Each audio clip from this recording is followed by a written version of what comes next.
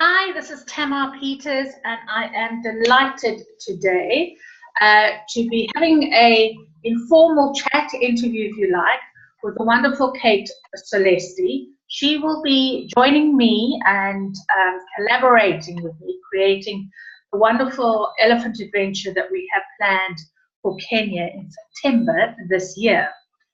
And I just wanted to spend a little bit of time getting to know Kate in a more in-depth way, because not everybody that's coming on the trip or that's interested in coming on the trip has actually met Kate before.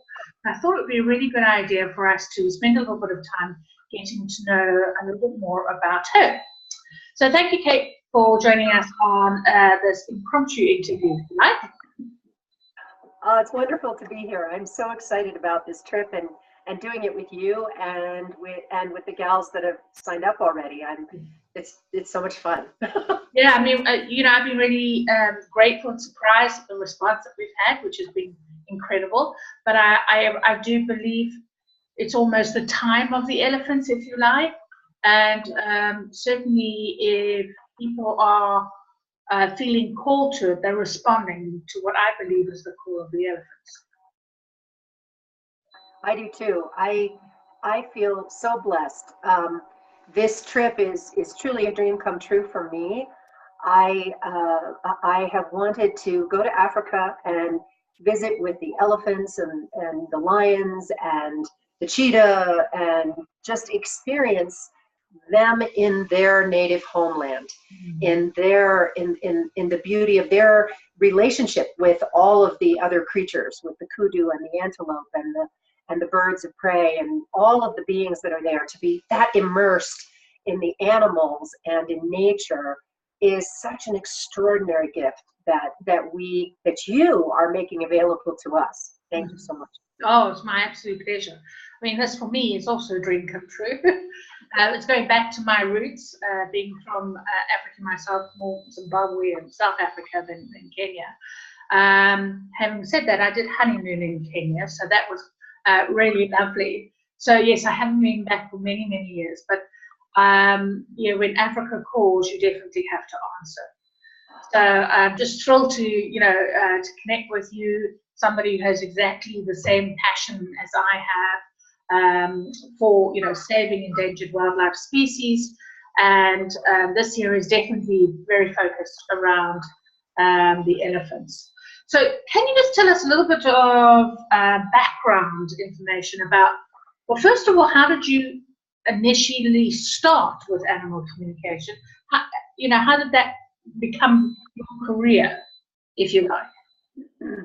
Well, like so many little children, I was very connected to animals. And I think most children come in awake and aware, but being around adults who are closed down and the desire to fit in and be accepted, a lot of us close it down. And many of us, of course, are even told that's silly, that's your imagination. Animals don't talk, trees don't talk. And of course, I love after all these years that they are discovering that animals do indeed talk to each other.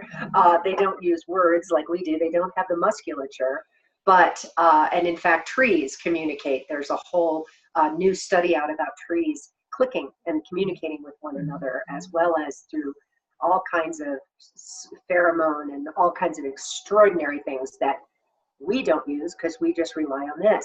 So as a child being wide open, I was in love with nature. I was in love with my cat, and it was a magical, magical time. But I had to shut it all down. There was a traumatic experience with losing my cat and my best friend, and realizing that there was no one else around me that was able to feel and sense and hear what I was able to receive. And so it was just better, safer to shut it all down. So by the time I was 8, it was shut down. And it wasn't until, I did everything to sort of fit in and be normal, although I was never normal, until my 20s, when I decided it was time to go just do therapy for the usual stuff with your parents, and discovered this whole part of me was missing. So when I was 8, what I had done is I'd literally taken the feminine intuitive parts of me and pushed her aside, just banished her. And this wonderful therapist helped me reintegrate this little girl, intuitive feminine part of me, and welcome her back. And when that happened, I began to hear the trees. They were the first beings that I was able to connect with. And that was so magical. And from there, I continued to, well, again, at that moment, back in the 80s, people weren't talking about doing animal communication. It wasn't a profession. It wasn't a service. And the only reference I had for anybody talking to animals were Native Americans and indigenous peoples. So the Aborigines and the Africans who respected and loved animals, which even though I pushed all of it aside, I never lost my passion for the earth, my love of animals and nature. That was always so important and prominent to me. So as I came to this realization that I was able to use this part of myself again, I thought, well, where do I go to develop it? And I didn't really know, but I found out that there was a local pagan group who were connecting with trees and basically elemental spirits and animals. And I just thought, I'm just going to study and learn. So that's how I began to focus. But I studied something called Treehenge, which allowed me to connect more deeply with the trees. And then I just spent time with the trees. I was living in the suburbs of Washington, D.C., and there were this lovely little park, and I could go down there with my dog and be with the trees, and they taught me. So I was very blessed. And then from working in Washington with a conservation organization, which fed my soul to a great extent, I had an opportunity to move to Santa Fe to work for the Nature Conservancy, and it was there that things really opened up, as you can imagine. And I was apprenticed to a psychic. I didn't even know what a psychic did at the time. And it was really just about helping me become comfortable with what was coming through and how to, also how to keep myself clear, how to stay focused on the animal. It wasn't about me. I'm simply the vehicle. I'm simply the translator. I used to use the word interpret, but interpret to me means that I'm putting my own spin on it. And I have been committed from the start to being as pure and clear a translator as I can be, to give the animals the chance to speak through me and use the words that they most want me to use for their highest good and for the message to be fully received with their intention. Fantastic. Incredible story. Very similar to mine. I have to say that, yes, as a child, I used to constantly talk to my animals. We had dogs, no cats when I was younger. And again, that was pushed aside because it was considered strange, weird, and silly. However, my coming back took quite a lot longer. It was only in my early 40s that I have that reawakening.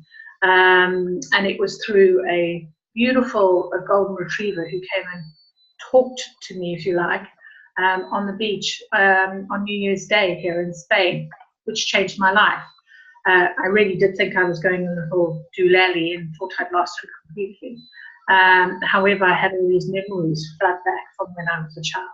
So I can, very closely relate to your experience. It's just wonderful. And I think a lot of people can, and the more there's the shift in consciousness and the more of the awakening, more and more people are remembering those experiences and are wanting to tap back in to those experiences because they're very powerful and they help us to really connect with everything around us. So because, there are, I know a number of animal communicators out in the world, and in fact, it's actually a very large industry. It's much larger than I thought it was, because you don't know what you don't know until you find out. And actually, there's this incredibly huge community internationally of animal communicators or people that are interested in animal communication. But most of it is focused around domestic animals and pets and so on. For me, I also went through that process of learning to communicate with pets. and domestic animals. However, I had this calling very much towards wild animals, and then even more specifically to endangered wildlife. What was it for you that was that experience for you that it gave you? Because when I speak to a lot of animal communicators, their main focus is definitely the pets. It usually starts with their own pet, but pets in general. There are very few of them that actually diversify into the wildlife, because it is quite substantially different. But I'd love to hear from you how that happened to you and what the differences are from your experience. I think because when I was a little girl and I was spending time outdoors in suburban New Jersey, I was spending a lot of time connecting to the birds and the box turtle that walked through the yard, and even earthworms. And with my cat kind of there by my side as my teacher, my guide, but my desire was always to be connected with all, not just dogs and cats, but with all these incredible beings around me. So that was something that, again, I think I came in with the love of all the natural world and as I said, the trees. So for me, the domestic animals were just a part of the whole. Right. And so for me, this intuitive muscle that I exercise, I really do believe that we all have this. This is not a gift that just a few of us have. It is our birthright. And the problem is that we close it down. Our society does not support it in any way, shape, or form. It's part of the feminine parts of ourselves as women, but also as men, that really isn't honored unless you use your intuition for business. But everybody has intuition, and but it is that desire and that pull that really has to help push us into developing it and trusting it. So for me, when and we're going to talk a little bit about this too, is when I share or teach, and teach is kind of, I would say guide, because as I feel very strongly that this is a gift or skill or ability we all have, just as most of us can speak and hear and see. It's part of our DNA. It's in our cells. And so when I guide and help people remember, it's the same mechanism of really tuning in and becoming very present. And it's of tuning in, but also opening to receive. Right. It isn't a doing activity, it's a being activity. For sure. And what would you say the difference is between communicating with more domestic animals compared to communicating with wild animals? Well, I'd say the biggest difference is that specifically dogs, cats, and horses have a mission and that is really intertwined with humanity, which they express. They express that they were the three species that their mission is really in service to the divine, but they have really, as I say, linked and meshed their lives with us in order to help us find our way back home, back to source, back to connection. And so they have, if you will, not just a desire, but a very commitment to helping us, to taking on stuff for us, to doing a lot for us in order to help us be whole.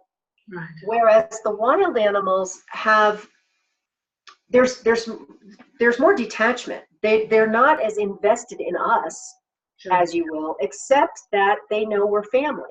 Yeah. And that when we are willing to reach out with love and respect's a big one, they if they choose to, and again, this is about individual animals, they're all individuals. Most people can see that dogs and cats and horses are individuals, but a lot of people say, well, lions are lions and elephants are elephants. Well, no, every single one is a unique individual. So when individuals choose to connect with us because they feel like it, it is just an extraordinary experience where you feel, or I should say, I feel there's a hugeness to it. There is such a special quality to it because their allegiance, if you will, is to the earth, is to the whole, not just, okay, humans really need a lot of help, and so we'll help them. No, it's like, we're part of this huge, wonderful world. Yeah. Would you like to join us? Sure. Sure. And learn. Yeah. And learn. Yeah. And I agree with you on that. It's certainly from my own personal experience, I found the more humanized the animal is, it is a two-way conversation, more of a two-way conversation. Whereas with the wild animals, there's a different sense, as you say, that big wholeness, because a lot of the focus is on survival, whereas cats, dogs, and horses, their survival is pretty much taken care of by us humans generally. The wild tend to have this better grounding, understanding and connection with the planet from that perspective, and how nature really works. And actually everything in nature works as long as the balance is kept. And what I find is that anytime that I've connected with a wild animal, is the sense of wanting to help us as an animal species to reconnect and find the balance in nature that we have lost as human animals. And so for me, it's about their wisdom, it's about their experiences, and it's more about me listening to their messages rather than having a conversation in the traditional sense of a conversation. Does that make sense? Yes, it's about shutting up and listening. Because it's such a precious thing when a wild one takes the time out of their busy life to, takes the time out of their busy life to connect with us and finds, makes that a priority. What a gift. Sure. And so for me, it's an act of reverential listening to really be. And if they're open to questions, that's lovely. Yeah. But as I say, for me, that the incredible feeling that comes over one when a wild one wants to connect, is willing to connect, is a blessing. And we are so, all of us who are willing to just, and it's just a little turn, right? We're so focused on the human stuff and our human reality, which is, really kind of a mess right now. Yeah. And there's this important, critically important, urgent calling for all of us to just shift our focus a little bit, to open our hearts to allow these beings to be heard, to allow ourselves to open to receive. And when we do, this sense of family, right? This sense of connection. There's one of my favorite little books called the title just went out. The Education of Little Tree, about a little Cherokee boy in the 1930s. And at one time he's separated from his grandparents and he's in a children's home, and there's another little boy there who's desperately alone. And Little Tree says to him, "Look out the window. Do you see the stars?" And he said, "The stars are my people. I'm never alone." And that's the feeling we get when the wild ones allow us into their circle that is our circle. We've just been the ones that stepped out. They didn't do anything.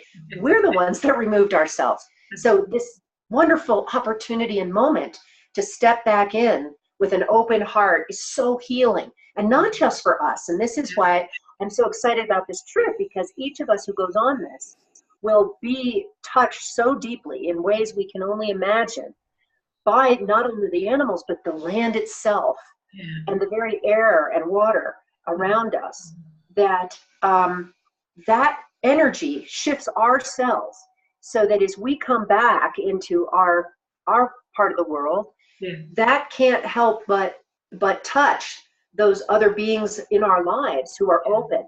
And then the more we speak about it and share from our hearts and share pictures and share these wonderful experiences, it's going to trigger something in them. So it's not just about us on this trip. It's about how do we just ooze? How don't we just come back and just be and hold that energy for others to just, maybe it'll just trigger a little bit of, ooh, maybe I could just go and sit out in the woods today. Yeah. Maybe I need to go take a hike. Yeah. All of that is fantastic. Yeah. I agree. It's that re-remembering that that's actually our place of joy and connections when we're back in nature. And it's really funny because, you know, when people want to go on holiday, most people want to go to nature in some way, shape or form, because they do feel reconnected and re-energized after they've spent time with nature in whatever form they specifically enjoy. So if we're focusing on the elephants, what specifically for you is so interesting? Because I know what they are for me, but I would love to hear why elephants are particular fascination and interest for you. Well, again, early on in my career, I was asked to co-edit an anthology of all different animal experiences with Michael Tobias, who's an extraordinary author, playwright, philosopher. And we were going to draw on people like Jane Goodall and Mark Bekoff and Rodney Jackson, who studied the snow leopard, and, you know, pull in all these stories. And when I went to offer my story, what came to me were the elephants. And the elephants shared this just beautiful, tender message about being the ears of Mother Earth, as well as singing the lullaby to Mother Earth. And that's one of the things they teach their babies early on, is this very important role they play of both being the ears and the singers to Mother Earth, and their relationship with the humpback whales in the sea, the sisters in the sea. And I was just blown away by the beauty, the tenderness, the sophistication, the wisdom, the power, and also the gentleness of these beings. They just touched me so deeply. And I had only been around elephants physically once when I was a little girl, and I just remember the hugeness of their feet and looking up and also being kind of horrified, because this was at a circus and there was a chain around their leg, and I thought, why? Because this huge being was so gentle, just, you know, taking hay and munching on it and looking at me like, hi kid. But I thought, oh wow. And I was blown away by the hugeness and the gentleness at the same time. So very special. You know, for me, the matriarchal way of being is, you know, for me, the wisdom keepers of the ancient world. They're almost prehistoric because of the nature of who they are and what they do. They're very family orientated. They're very loving and very compassionate. And I think what's really extraordinary with elephants particularly, but also other wildlife species that really humans have really attacked and tortured and killed for their own benefit, their ability to have such great compassion for us, I think, is extraordinary. You know, you will hear many stories about how elephants, you know, feel very much for their human companions, you know, particularly if they're sick or they pass away. They mourn, they grieve. There are so many similarities in their structure as a herd, in the way that they communicate with each other and the responsibilities within that herd, that I think link very strongly into the human way that we live in our society. So those parallels can be, you know, drawn really closely, so you can identify a lot of ourselves within what elephants do. And yet they are these immense creatures that are just so huge, and as you say, so gentle at the same time. For me, it's like the whales in the water. I see that as the elephants on the land. Yes, absolutely. Yeah, and the more I learn, you know, there's all this communication, and when I receive communication, I receive a lot of feeling with it. People ask me all the time, are you hearing words? Are you hearing voices? and I rarely hear voices. You know, we have the movie with Eddie Murphy, Dr. Dolittle, and he's hearing all these voices. I don't, and most of the animal communicators I know do not hear voices. We get thoughts, we get telepathic messages, but we also get feelings. Most of us do, and many of us get pictures. You know, we receive all these different ways, which are all wonderful and all valid. Just as you wouldn't say, well, my eyes are more important than my ears, more important than my nose. No, they're just different ways of perceiving and receiving. But one of the things that I think is so special about the wild ones is that there's just a feeling that is big, and whether they're a meerkat, you know, who's not very big, or an elephant or a giraffe, they're all these feelings you receive when they connect with you are sometimes difficult to capture in words. And so again, the ability to just be with them and allow that to wash over and into us is an extraordinary blessing. And as I say, to bring that back home and feel we can do that with a sparrow, and we can do it with a squirrel, and all these beings that we just don't pay much attention to.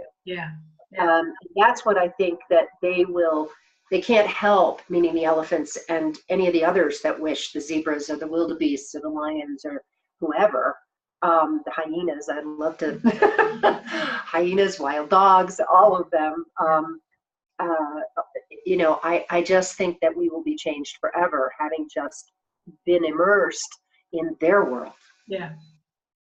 So when I, because what's really important for me when I'm creating these kind of experiences is to always collaborate with the right kind of person. And it's really interesting because I have to allow source to really drive that a lot of the time.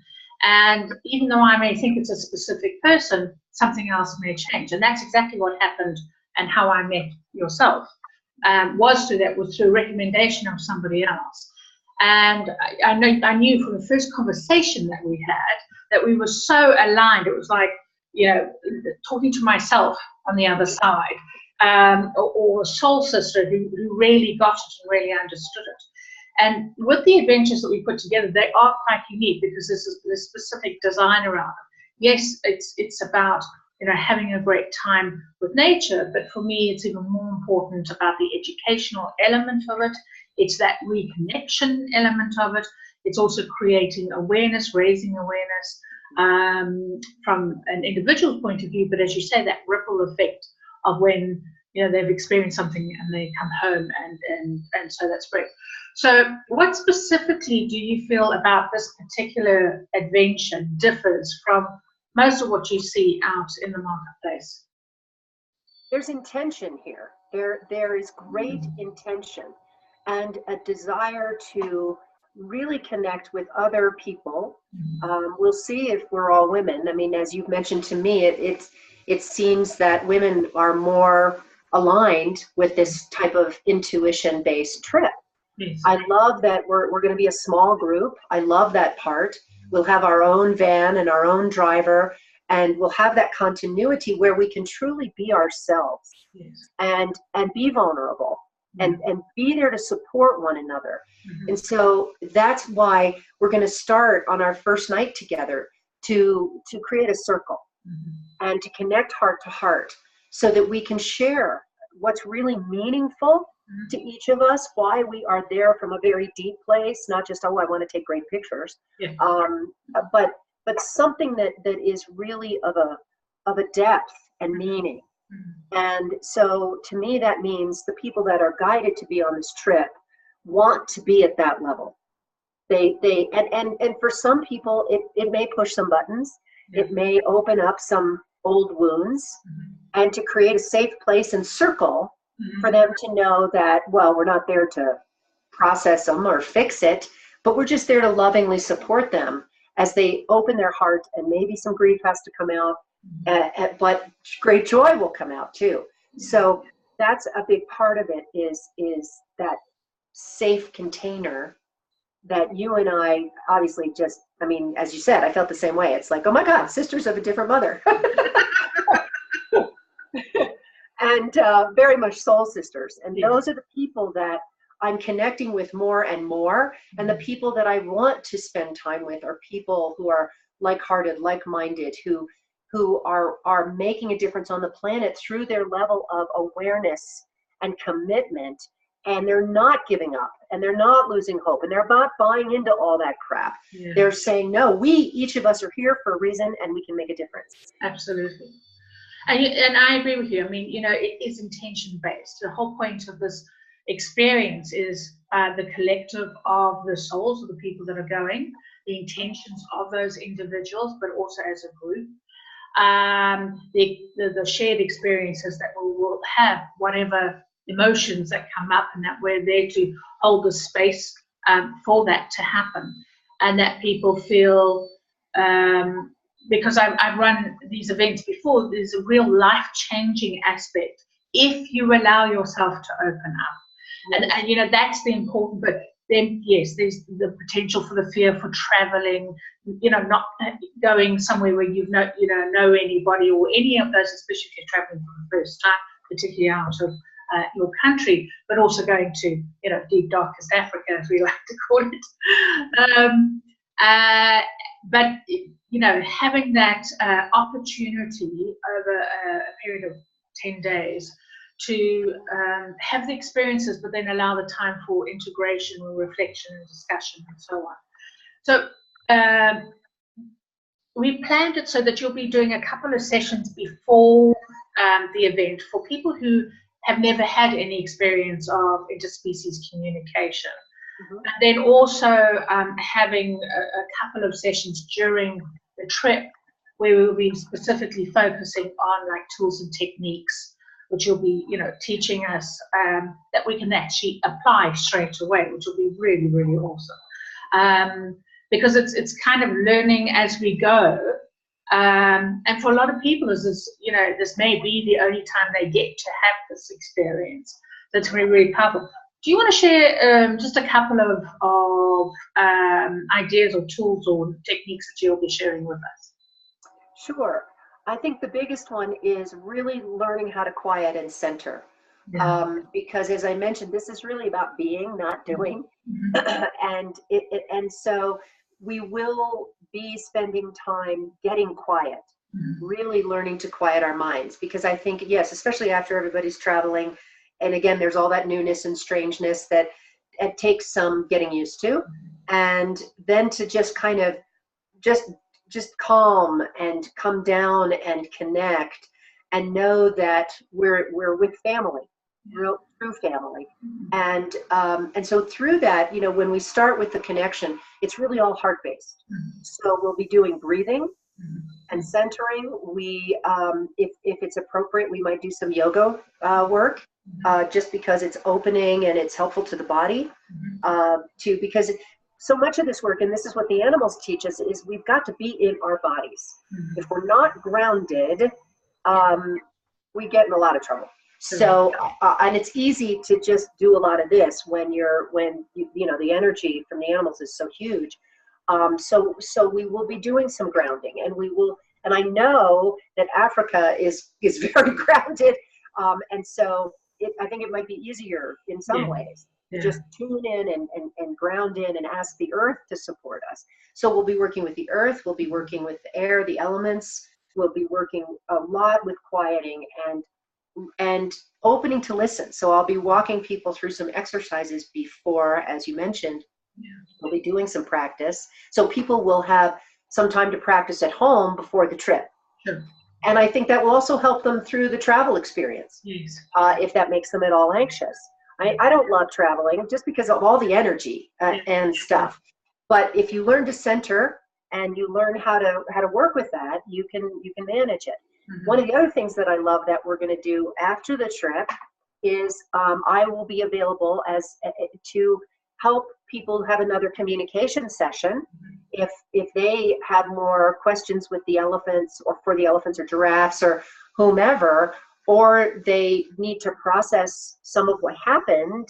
We will also have a session after the trip with each and every participant, and I'm looking forward to that too.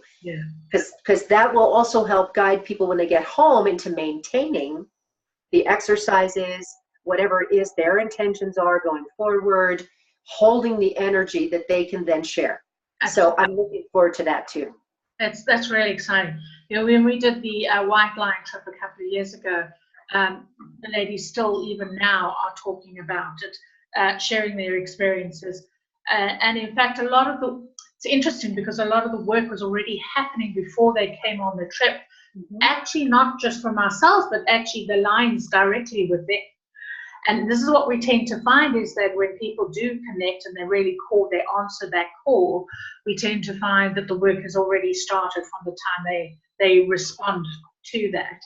And almost all of the ladies have told me, you know, when they read the itinerary and they looked at what we were doing and what we were covering and the intention setting behind it and what we were hoping to achieve, it brought, you know, some tears and emotions up to the fore, because it's coming from my heart, your heart, and the right intention, I believe, for what we're doing. So thank you. It's been lovely to get to know you a little bit better, and hopefully, you know, this will help other people to know you, because to be honest, I think you're one of those little gems that's hidden away. We need to bring out into the light. I definitely think it's your time as the shift of an awakening happens. And I'm really personally absolutely honored and thrilled to have you on the trip with us. Is there anything else you'd like to share? Yes, and I want to thank you, Tamar, for giving me this huge gift, for helping me connect with the wild ones and connect everyone on the trip with the wild ones. And it is such a gift and blessing. So thank you. I did want to take a minute to invite the elephants to come here, because they have been very present in many people who've signed up for the trip already. They Africa songs and, you know, elephants showing up in all kinds of ways, and just ask them if they have a message for us today and anyone who is listening.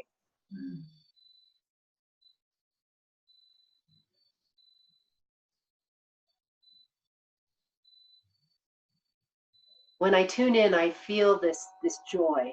I feel this sense of we are being called to our herd. We are being called to connect with those elephants that have a special connection to us as individual beings, because they remember us. They are remembering our family connections. They are going back into time, and this is something they don't forget, is that there was a time when each of us who feels this call was deeply enmeshed with them, deeply a part of their world and the other animals around them. So they say, you're coming back to family. You're coming back to friends. You will be loved. You will be surprised. You will be entertained. You will be opened in ways that you haven't been for a very long time. And we are delighted and grateful, and we can't wait. That's so beautiful and rings so true. It does. It actually feels like they're calling us home, if you like. They're calling us back to some part of us that we've lost. Maybe not in this lifetime, maybe many lifetimes ago. I don't know what it is, but that is just so beautiful. I really can't wait for the trip. And that to me was that was a new message. They hadn't shared that with me before. They hadn't gone, ooh. We're excited to have you come. Yeah. Oh gosh. Yeah. So it's going to be amazing, because we're going to be connecting with the orphans at the David Sheldrick Wildlife Trust, and obviously really sad news about Dame Daphne having passed away last week. It's incredible how many souls are passing over right now. Having said that, you know, her spirit lives long on after her physical body has gone, and I believe that she'll be there with us in spirit for sure. And then we get to see, of course, the elephants in Salvo Park, because a lot of the orphan elephants will then go into the wild, into that park. But of course, all the other beautiful animals, which we'll get to really spend time with. But we really wanted to focus on the elephants, really raise the awareness around them. It's really strange because, as you said, many people around me have been talking about elephants outside of knowing what I was going to do. And last year or the year before, when I was in South Africa and we did the White Line trip, I was buying elephants. I bought this little candle, and I bought this beautiful, I don't know what the stone's called, but absolutely beautiful. So it was already happening for me then. It was very strange because I wasn't actually thinking about them, consciously, or looking specifically for elephant statues, and I was just kept being called towards them, and I was like, oh, okay, all right, they look really pretty, looks really nice. Little did I know. And then last year I had this real emotional experience, and I thought, wow, this is where I need to focus our adventures on for 2018. So Kate, thank you so much for your time. I am deeply honored, really, to have met somebody like you with such a great passion for what you do, being such an expert at what you do too. I can't wait for other people to experience that, and me being part of it. Can't wait to be students again in that regard, because we can always learn from different people bringing different aspects to it. So again, thank you very much for joining us and for coming with us on this trip. Really appreciate it. My great pleasure, and I'm just so excited to be doing it with you. And I know we're going to have some very powerful women on the trip who will bring their own gifts and offerings and many things to support the group and bring new things to us too. So it's very much a partnership and a collaboration.